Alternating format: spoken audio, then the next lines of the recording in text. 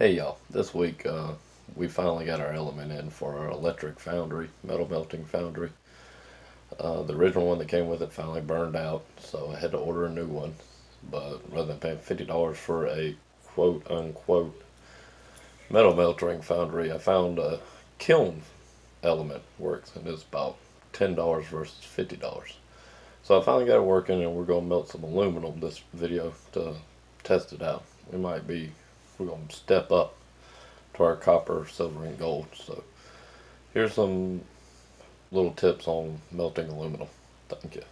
All right, we just replaced my element in my foundry. Figured we'd do a video on melting some metals. We're just gonna do aluminum first to test out this new element. Now aluminum melts at 660 degrees Celsius. See, I'm up to 700, aiming for 8. A little bit of an overachiever. And for this little foundry, all we're going to do is drop out some cans in there first. I got some pure aluminum to go with this later. But we're going to melt these damn beer cans first. So when I get a little puddle up, we'll put another little video up on it. So putting some in there.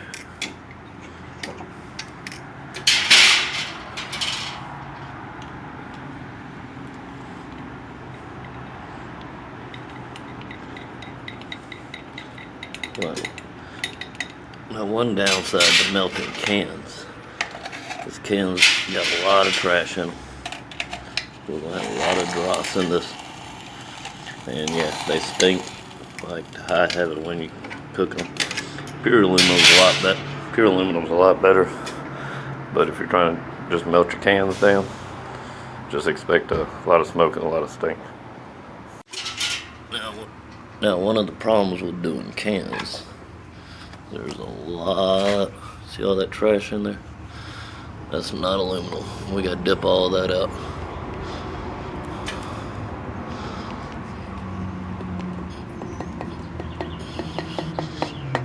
You're gonna have a lot of it when you do cans.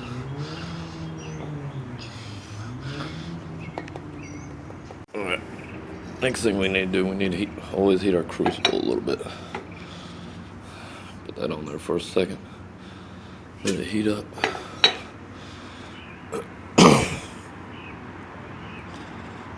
Never put it in a cold cast. It'll pop and explode, kind of like a little volcano. So you can do it it's usually better to put a torch on it. But I don't feel like going and digging my torch out, so we're just going to do this for real quick. Brush some of this up and make me some room. Right.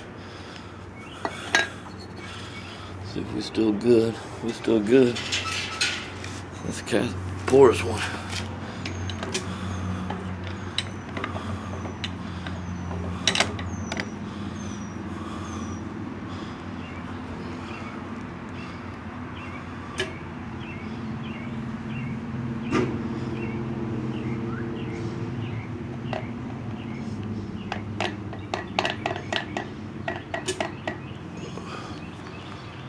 See, still got a lot of trash in the bottom of that one.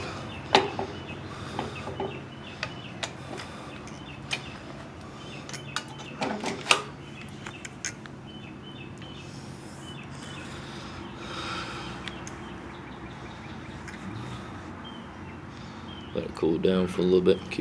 Always keep you a bucket of water on hand. Never hurts. One, it's gonna be what I douse that in to help speed cool it, as well as just in case of a fire. It's good to have some. I'd recommend a fire extinguisher.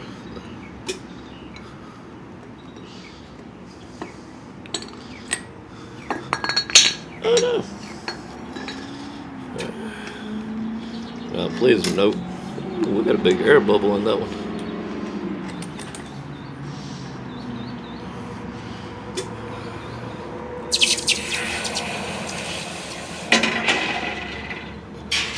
Now I know it don't look like a lot, but if you do a lot of pours, do not stick your hand in that water.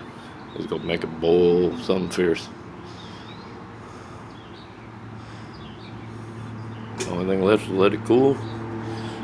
Empty out my crucible, clean it up. And there we got it. That's about 8 tall boys, I think. Got a massive air hole in this sucker. There's JC though that's helping sponsoring our beer can fun. See, there he goes, starting on the next run. So a few things to note when you're using a spoon to dip the dross. Always make sure your spoon and any material you're using is stainless steel, or at least steel. Otherwise it's going to melt with your melt. So the only thing left for me to do is stick a wire wheel to this, clean it up. Y'all stay safe, and I hope this helps somebody. And I'll also put in the comments the replacement element I used if y'all are looking for a replacement for yours. I haven't tested it up to copper yet, but I know obviously aluminum works. Thank you. Here we go.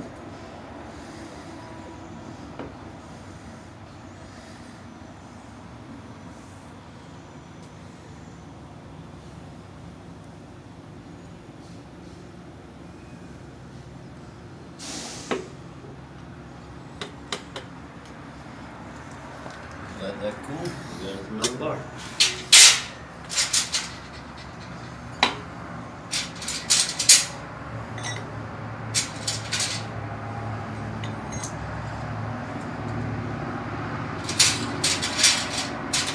Remember guys, always use protection. That's what she said.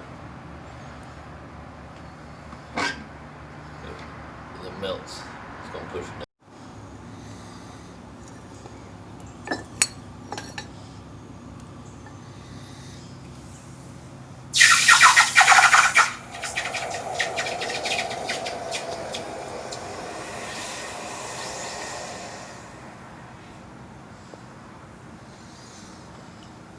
There we got another bar. It's not just a block, it's aluminum. Isn't that cool? You ready for another one? Hope this helps y'all. Thank you.